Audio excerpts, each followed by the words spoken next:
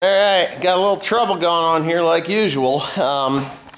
Yeah, my bulldozer blade worked really good yesterday in the snow. Of course, I put it back in here in the building with my combine and other implements of destruction I've got around here. Yeah, that's the 4320. I've not started it yet. Started doing the restoration on it yet because I just don't have the time. But yesterday, I was just finishing up, pushing out in front of this building here. Of course, the doors are closed. And kaboom! The tire blows up. If you can see, oh shit. Yeah, you can see the sidewall. Right at the bead let loose.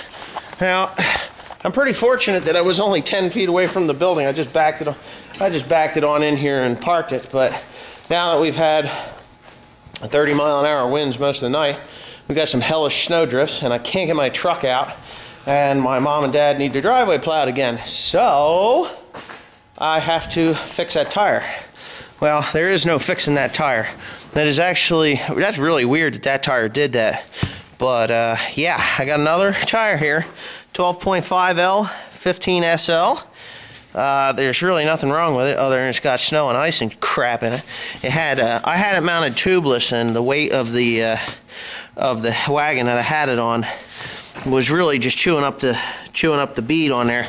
So I have a handy dandy inner tube. So I'm going to show you how I change these tires here in a couple of minutes when I get that off of there and break the bead down. I think I've showed you changing tires before, but you know what? It's a never-ending job here on this farm. Okay, here's the damage up close that you can see. It just blew out. It's kind of weird. I'm not happy with these tires at all. What are these things called? American Farmer. I guess don't buy these. 12.5L 15SL, 14-ply rating. They're a pretty heavy-duty tire. I guess this dozer blade, I mean, if you really look at it, it is heavy, and it is a John Deere, 9 foot, I believe 9. But the other thing is, see that tire there? That's what I'm going to put on there. It's got water in it. Yeah, water. Ice chips, actually. So what I'm doing is I'm heating it up with that torpedo heater there that's leaking oil all over the place. Hopefully I can get all those ice chips to just fall the hell out of there. There's a plug in it, so I'm gonna have to yank that because it'll screw up the inner tube, I think. Probably rub a hole in it, who knows. But yeah, so that's what's happening there. Now, I got a handy little bead breaker over there I'm gonna go get, and I'll set this camera down here and you can see how I tear that bead off. Ugh.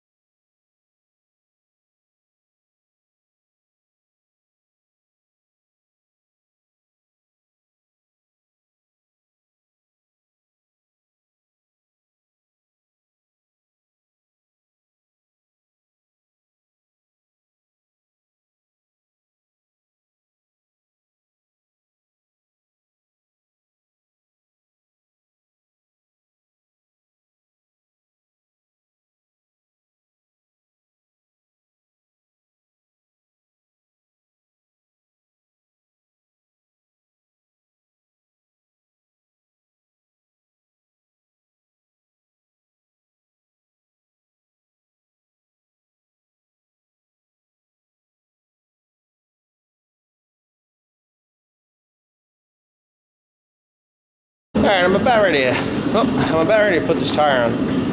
What I like to do is lubricate my beads pretty good before I go ahead and do this. So I just use any old spray lubricant, oil base, because it just makes life a lot easier. You can use oil, you can use dish soap, use just about anything you want, I guess, as long as it's slippery and it doesn't react with the rubber in a negative way. So I got it sprayed on the one side, and I'm gonna go ahead and let's see if I can find that damn thing. There it is.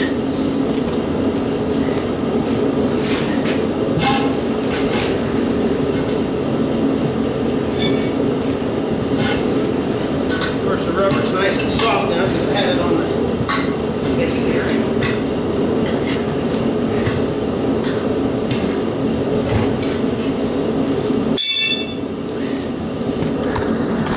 Now the next thing you want to do before you go ahead and put this tube in here is, it's really cheap, it's really easy. Yeah, cheap and easy. Baby powder. You put baby powder in the tire, it allows that tube to slip around in there pretty good. So that's what I'm going to be doing now. Just good liberal amounts of it in there. So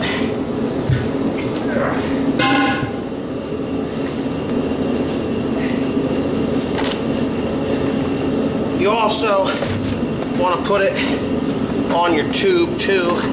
So it's just a lubricant, that's all. Any oils will make it sticky.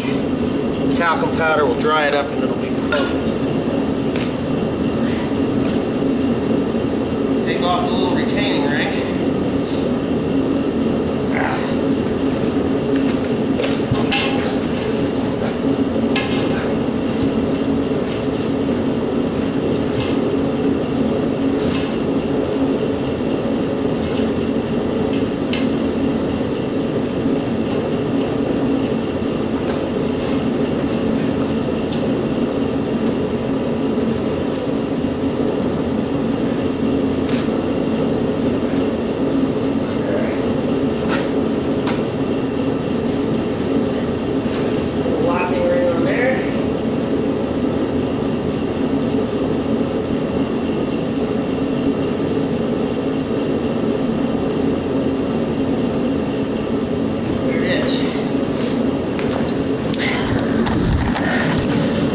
That tube is installed in there. It's got a locking ring so that it doesn't suck the valve in. Now, like I was saying before, you just want to put this oil on the bead alone. That's it. Don't get it in the tire. Don't get it on the tube because it'll make it sticky. Then you got trouble. And that, my friend, is not something you want to have. Now, I'm going to do this one-handed. It's not that difficult to put tires on when you get the oil on there. And this is the right size tire. And I don't want no comments saying I put an oversized tire on the damn rim. Oop, just smacked it. And I always wait to put the valve stem on the other side so that I'm not going to pinch it with the tire. So as you see, the last couple of spoons that I do will be right there. See the dust? It's from the baby powder. Okay, I'm going to get air on this and we should be good to go. Okay, got my lock-on air chuck, which I hate. I've had a better one that I really liked, but this one here seems to be the only one that I can find. So, she's centered. I'm going to shut this heater off here. No need for that to run. Kind of just walk away from it for a minute. Now watch. When that tube gets air going into her, she'll pop that bead right up on the rim. If we're lucky. Yeah, if we're lucky. Yeah, buddy. Oh, see, that's why I hate that. So anyway, I got my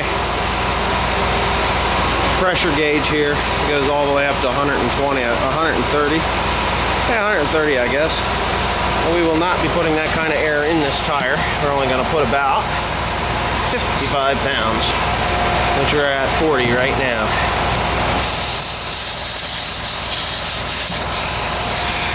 Yeah, 40 pounds right now.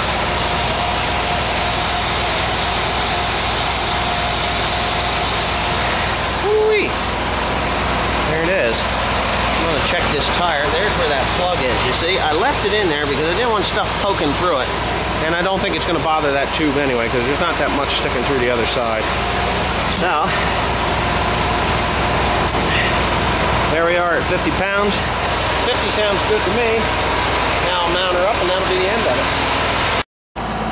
Okay, there it is. All mounted up, tightened up nice. Everything looks good. Get the jackets down.